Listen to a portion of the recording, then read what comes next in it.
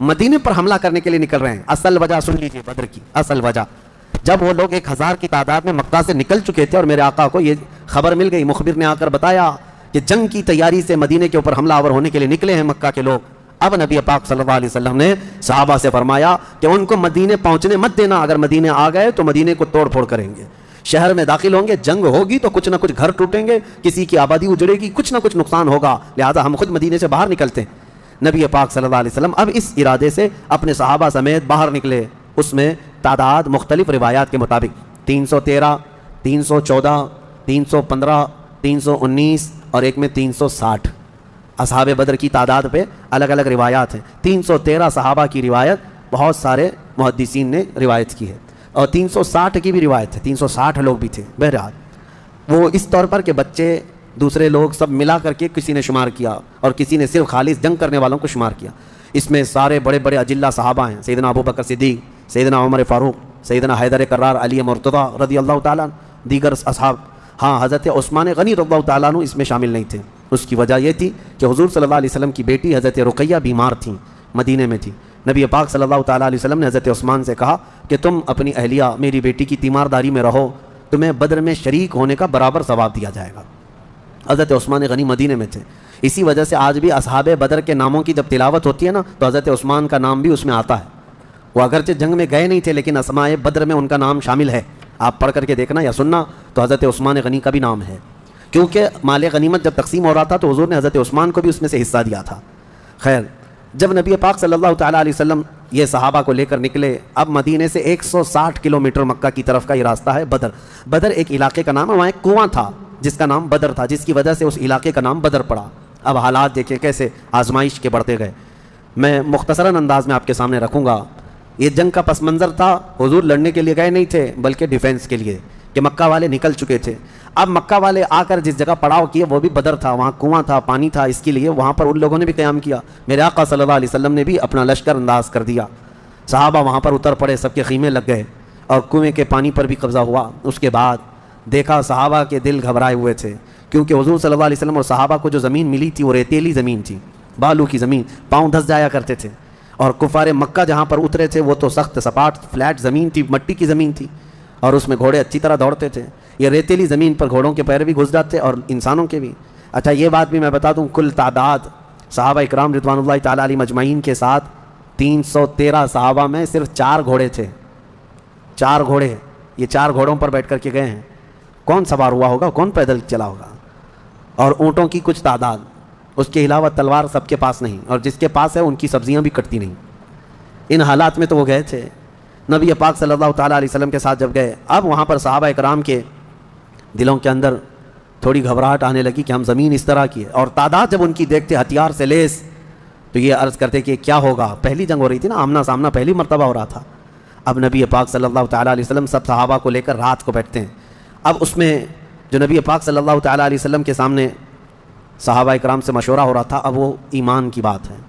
حضور نے صحابہ کی بات یہ سنی کہ جو مہاجرین تھے وہ یہ کہہ رہے تھے کہ انصار کا تو کچھ گیا نہیں, ہمارا گیا ہے مکہ میں, ہمارے مال لوٹے, ہماری جائیدادیں لوٹیں, انصار مدینے میں رہتے ہیں, مکہ کے کفار نے ان کا تو کچھ بگاڑا نہیں. ہو سکتا ہے کہ انصار جو ہے جنگ میں انٹرسٹ نہ لیں, ان کا کیا گیا ہے, یہ مہاجرین کی جنگ ہے, انصار جو ہے ہو سکتا ہے انٹرسٹ نہ لیں, وہ نہ آئیں. یہ ان کے دلوں میں بات تھی, حضور پاک صلی اللہ علیہ وسلم نے محسوس کر لیا, کیونکہ 69 انصار صحابہ اس کے اندر تھے. 69 بڑی تعداد ہوتی, 70 صحابہ تقریباً انصار تھے. اب دلوں میں جب یہ بات آئی مہاجرین کے کہ پتہ نہیں ہے لڑیں گے کہ نہیں لڑیں گے, کیونکہ ان کا تو کچھ گیا نہیں ہے نا, جیسے آج لوگ کہتے ہیں میرا تھوڑی نا اس سے کوئی مسئلہ ہے.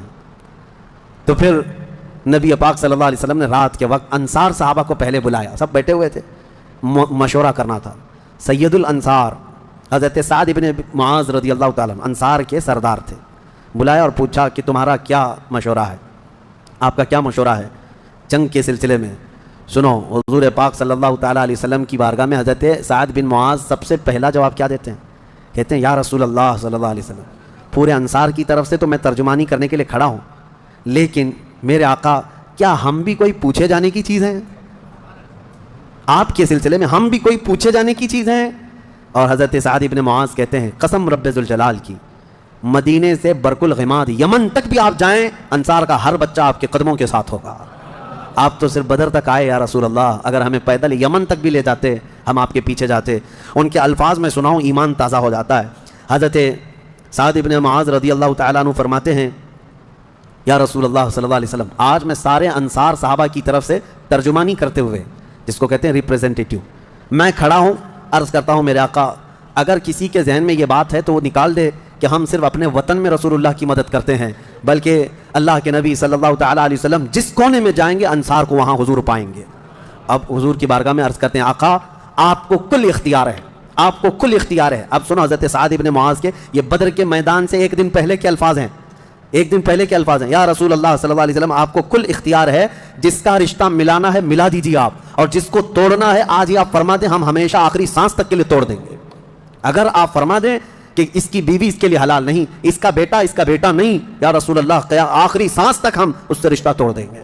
یہ بدر میں جانے سے پہلے حضرت سعد بن معاذ کہتے ہیں جس کا رشتہ آپ ملانا چاہیں میرے آقا ملا دیں، اور جس کا ختم کرنا چاہتے ہیں توڑ دیں، اور جس کو موجودہ حالات میں رکھنا چاہتے ہیں میرے آقا پسند فرما لیں، اور ہمارے مال آپ کے لیے حاضر ہیں یا رسول اللہ، اور ہمارے جس قدر منشا ہو قبول فرمائیں۔ ہاں حضرت سعد بن معاذ کہتے ہیں ہمارے پاس جو کچھ بھی ہے یا رسول اللہ یہ ہمارا مال حاضر ہے۔ اب یہ دیکھو ادب کے الفاظ، حاضر ہے یا رسول اللہ، جتنا آپ کو چاہیے ہمارا پورا مال قبول کر لیں اور جتنا چاہے چھوڑ دیں، اور قسم رب ذوالجلال کی جو آپ نے چھوڑ دیا وہ دنیا کی سب سے بری چیز ہے ہمارے لیے، جو آپ نے قبول کیا وہ ہمارے لیے سب سے عمدہ چیز ہے۔ یہ بدر کے میدان میں حضرت سعد بن معاذ رضی اللہ تعالیٰ عنہ کی تقریر چل رہی ہے، اور اس کے بعد حضور پاک صلی اللہ تعالیٰ علیہ وسلم کی بارگاہ میں یہ کہتے ہیں یا رسول اللہ قسم اس رب ذوالجلال کی جس نے آپ کو سچی نبوت کے ساتھ بھیجا، اللہ کی قسم اگر آپ ہمیں حکم دیں سمندر کو چیر کر نکل جانا ہے، رب ذوالجلال کی قسم یا رسول اللہ انصار کا ہر بچہ سمندر میں کود پڑے گا۔ یہ بدر سے پہلے کی تقریر۔ اب ان کی تقریر سن کر حضور بڑے خوش ہوئے، میرے آقا صلی اللہ تعالیٰ علیہ وسلم نہایت ہی خوشی کا اظہار فرماتے ہیں، اور اس کے بعد پھر حضرت مقداد بن اسود ایک صحابی ہیں کھڑے ہوتے ہیں، پوچھا یا رسول اللہ صلی اللہ علیہ وسلم آپ صحابہ سے مشورہ لے رہے ہیں کس بات کا؟ کہا جنگ ہونا چاہیے نہیں ہونا چاہیے؟